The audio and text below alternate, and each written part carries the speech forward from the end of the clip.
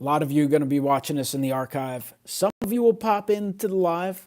We'll see. I'll give it a few minutes, but wanted to make a response. I do not do many video responses anymore for contest, and the reason is just the community has grown so much. I mean, 5, 6 years ago, there's a contest once a week or every couple weeks. Very easy to participate and respond continuously. Then we got to a phase where there were so many channels and so many contests. Literally, there'd be like 5, 6, 10, 15 contests going on at once.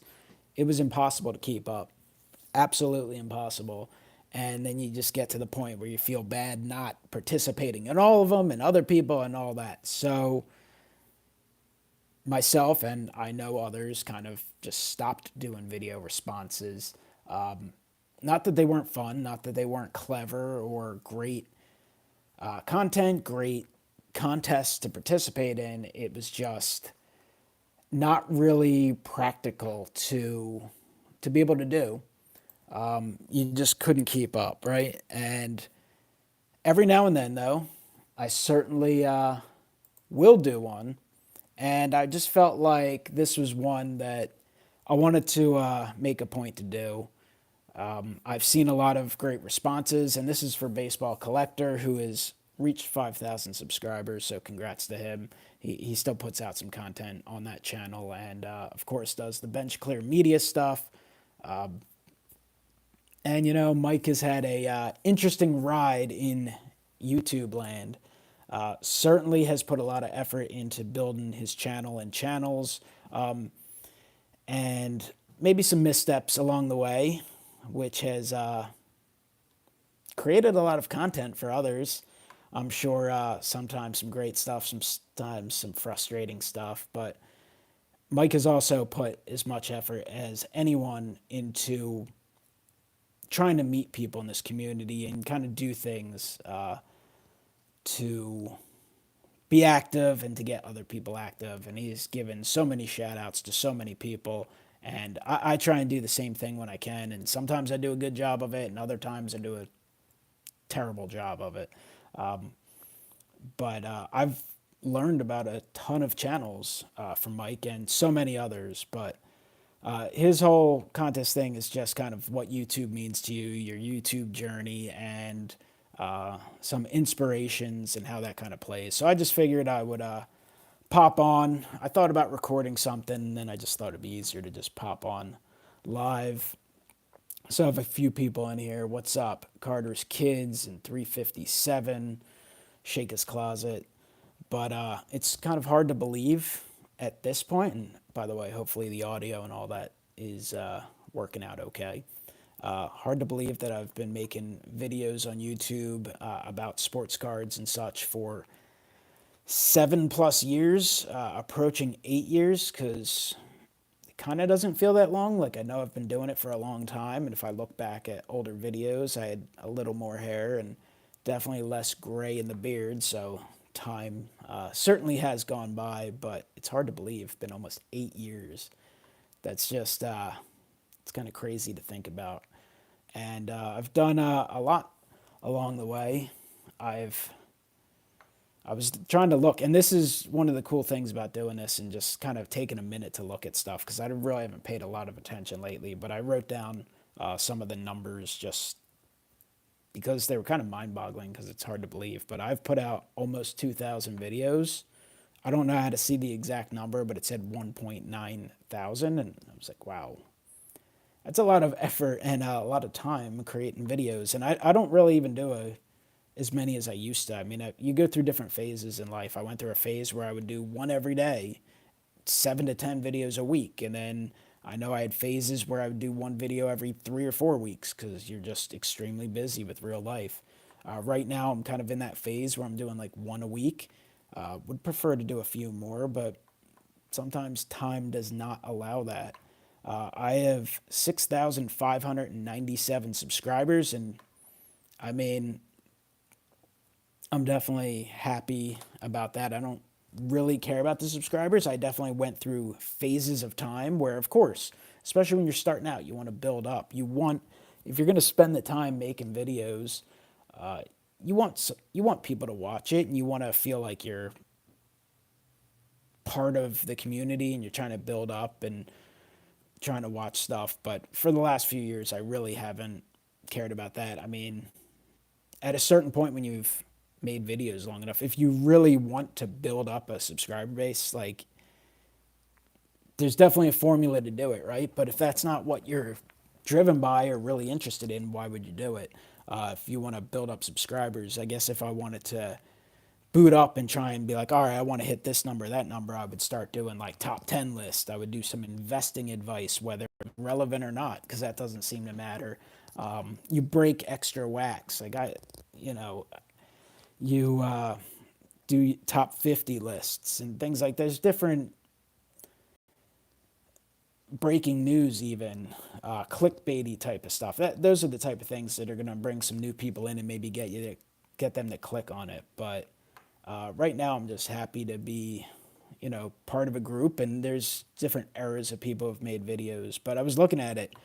I have 1,684,000 views, which is like kind of crazy. 144,000 hours of watch time. And I mean, I'm sure there's so many people that are way higher, so the numbers aren't anything to it's not like numbers to brag about. It's just reflecting on it to think like how much you've done. And I'm thinking like I've watched way more than I've ever, put out. So I'm like, wow, I've spent a lot of time. So of course, being involved in sports card YouTube videos is important because you've done it consistently for that amount of time, and you've done it for that amount of time and put that much time into it. So it certainly is important, and it's been a lot of fun. I think back and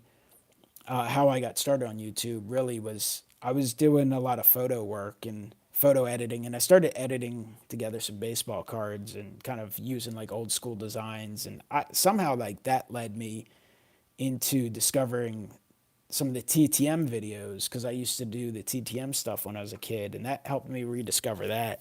And that's really how I found the community. And I definitely remember reaching out to one Wesker Griff, sending him messages in the old system. YouTube used to have a system where you could send out direct messages. And I remember just reaching out to him like, hey, I enjoy watching your videos. And I'm pretty certain Ed was the first person I met through YouTube as well, like in person before the Phillies festival. We were both there to get autographs at one of the Phillies charity events, and I think I had some cards he needed or customs that I created, something like that.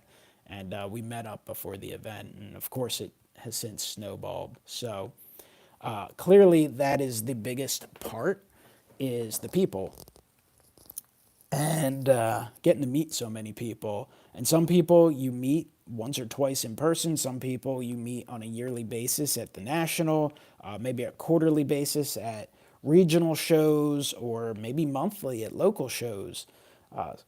Some individuals you talk to for a while and people move on and get distracted with other aspects of the hobby, or they don't have time for the hobby, or maybe just move on to a different platform.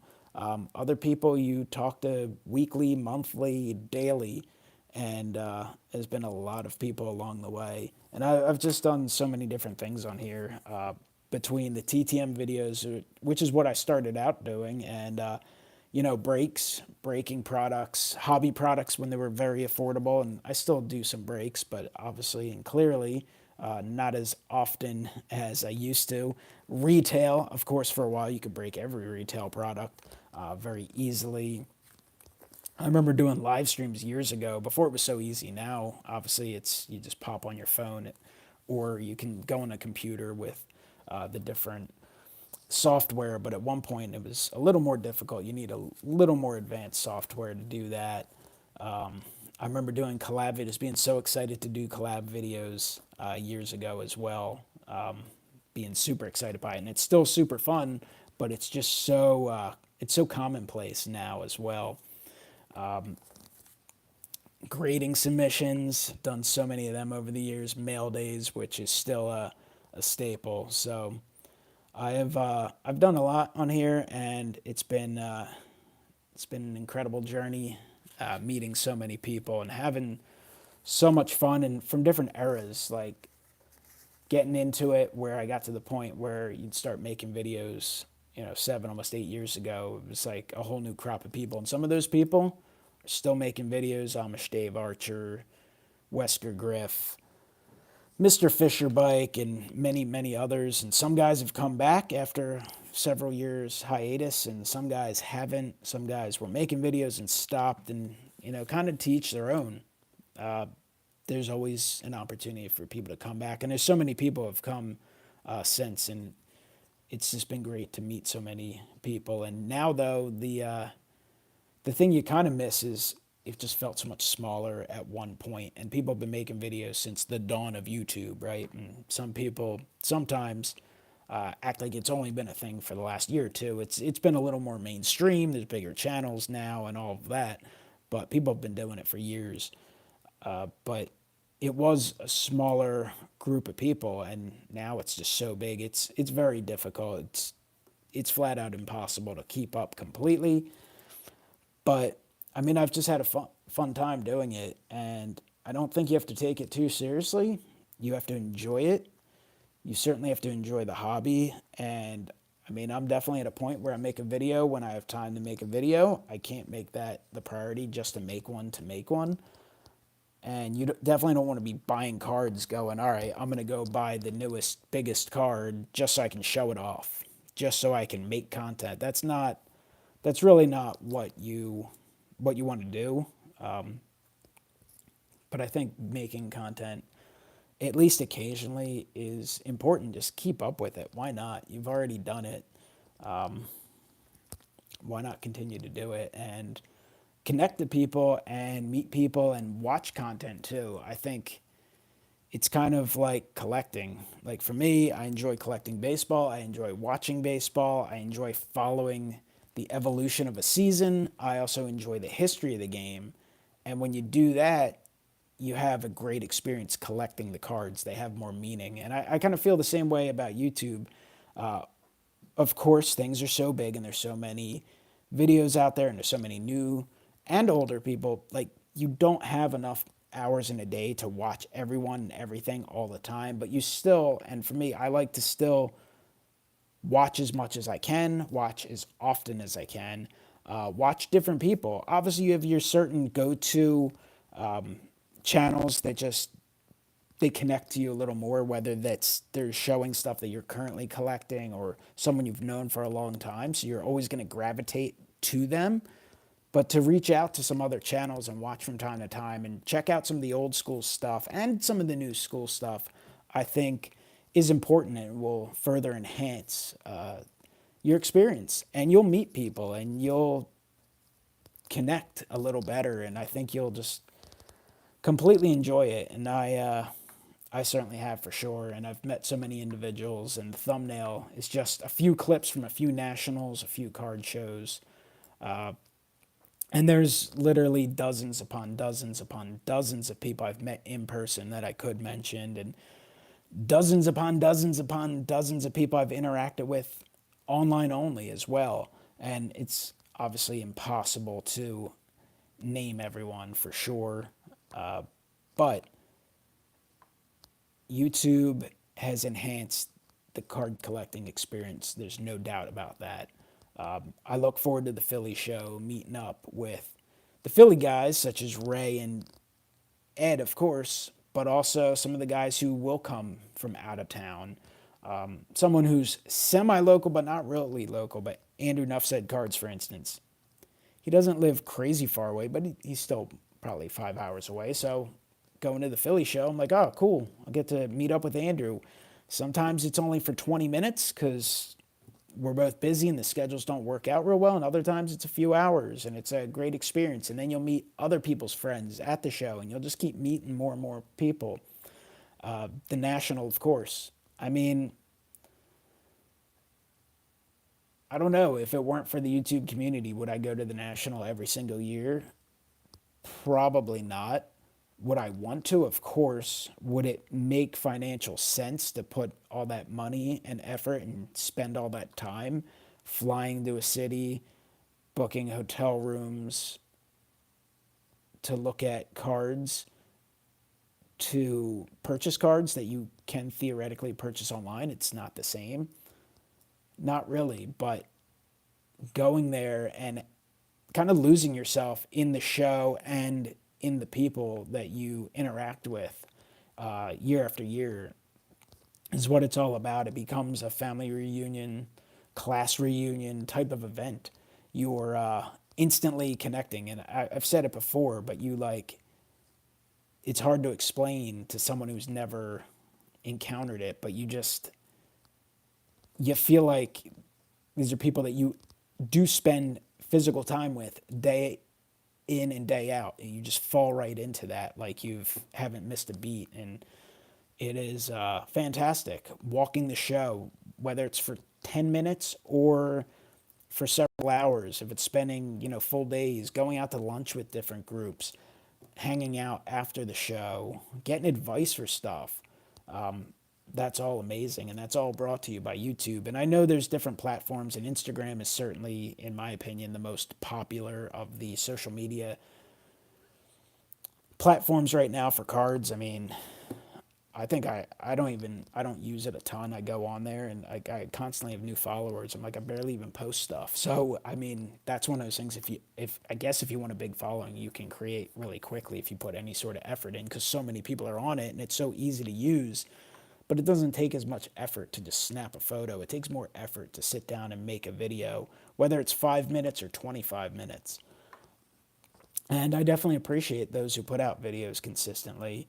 And I like everything. I like the short stuff. Once in a while, there's a time and a place where I want to see a 5 minute video.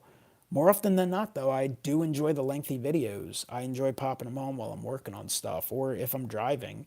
I don't, that's what I listen to most of the time on my rides. There's a lot of videos I listen to, and of course, I focus on the longer ones and the ones that don't require your eyes for attention because you're on the road and that's where you got to spend time with. But I will consistently listen to hobby talk videos and such. So it's a blast. It's a lot of fun and it's easy to ramble, and that's why I am rambling in this video. But that's the journey on YouTube, and the inspiration is there. The inspiration is absolutely from everywhere. And granted, I'm a collector of everything.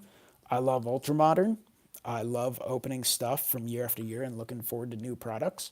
I like the stuff from when I was growing up in the 80s and 90s. I enjoy vintage. I enjoy pre-war. I enjoy team collecting, player collecting, grading, raw. I really truly enjoy all of it, and that gets me in trouble, spreads me thin, which is one of my biggest problems in general, is spreading myself too thin with millions of projects. Maybe not millions, but it feels like it sometimes. That it can be hard to focus on different aspects of collecting, but at the same time, that gives me enjoyment and brings me inspiration from any and all channels. It truly does. Because it could be the smallest thing. Someone could show off, you know, a brand new product, and I'll be like, oh, that's cool. Let me go look for, see if Bryce Harper's on that checklist. I would like to add that one to the collection. Um, the pre-war stuff, the rare, the oddity, the food and beverage issues. Blue Jacket, Dave, I mean, he'll show stuff off, and I'm immediately looking up that set and seeing, hey, did they produce a Phillies player in that? If they did, is it something that's affordable, obtainable? Should I put it on a list? I can look for it. It might take me a long time to find, but that's where you get the inspiration. That the vintage over the years with so many people.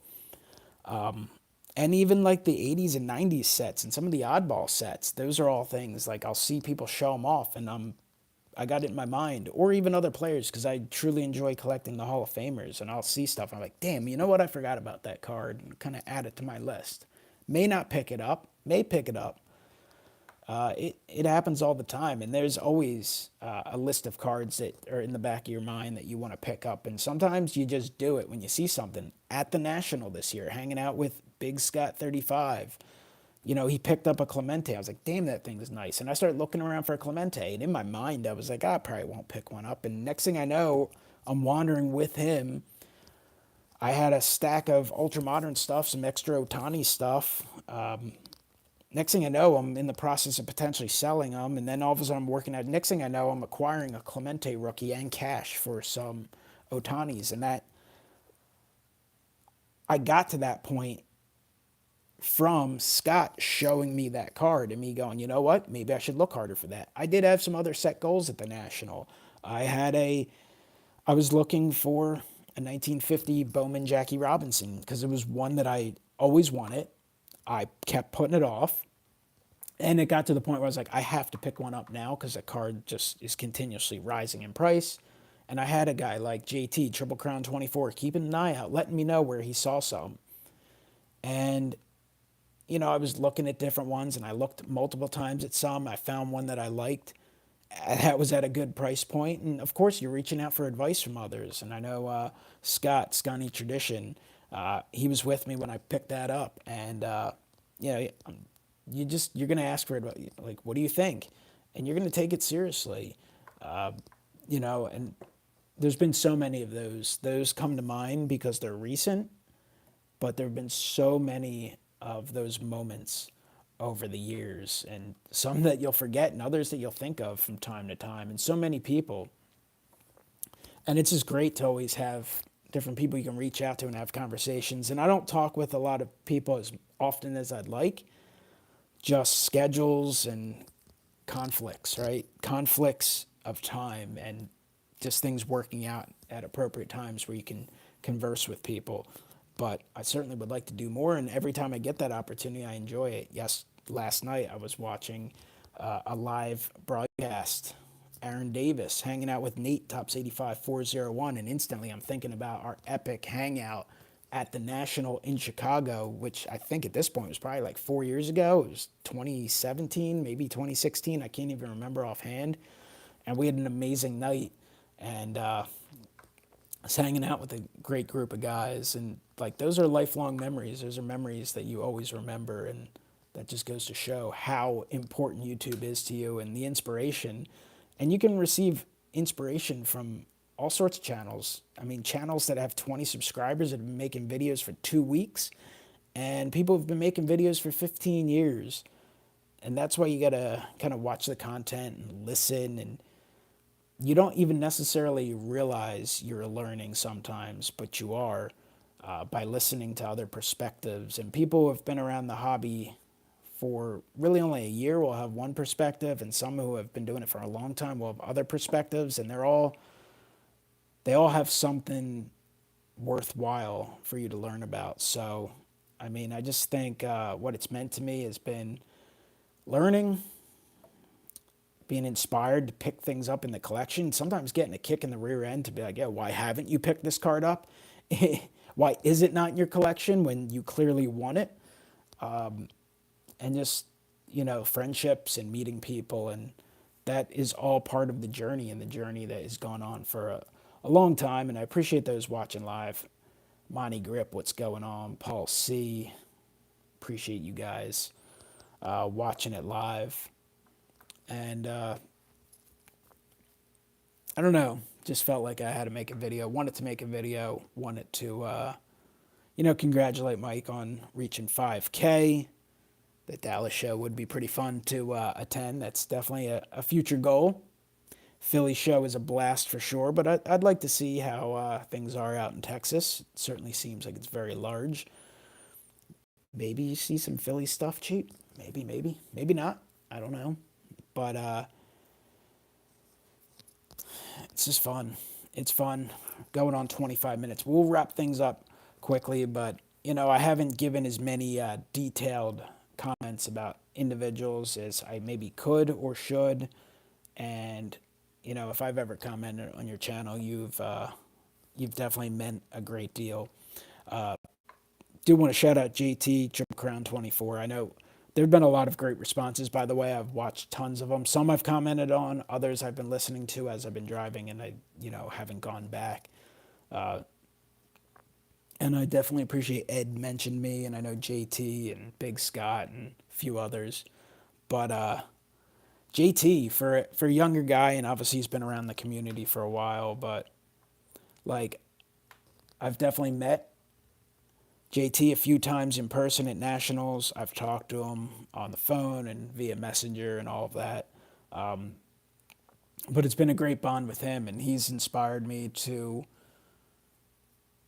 you know, I love collecting, but I also have amassed so much and so much extra stuff, especially from breaking and grading extra stuff over the years. You know, seeing how hard he works on his eBay store and doing it full time. And while I don't do it full time, he's helped inspire me to do it part time, business wise. So open the eBay store, and I'm like, work a ton on it. And I'm like, wow, how, like, you get a whole new level of respect when you're putting in that effort to kind of do it, even on just a part time basis, 20, 30 hours a week, whatever you can do. Like, man, you're doing a lot of work. Phil Filmington, same thing. He does a lot of stuff on the side, and all the collectors and everything as well. But JT, it's been great to kind of work alongside him quite a bit. Grading group, seeing all the effort he's put in with PSA submissions, SGC submissions, being involved in that. So definitely wanted to give JT a shout out, and he's obviously done a great job. And that's what I'm talking about. You can learn so much. Doesn't matter if someone's 20 years older than you, 20 years younger than you. There is perspective and a lot you can learn. And you know what? It's been 26 minutes. I could probably go on for hours, but just had a fun time in this community for years and years. Look forward to meeting new people. Look forward to meeting more people at shows. Hopefully doing more collab videos, taking more time out to do some videos, show off more of the collection. That's been something I've had a great time doing as well. And hopefully many more years of collecting ahead, for sure.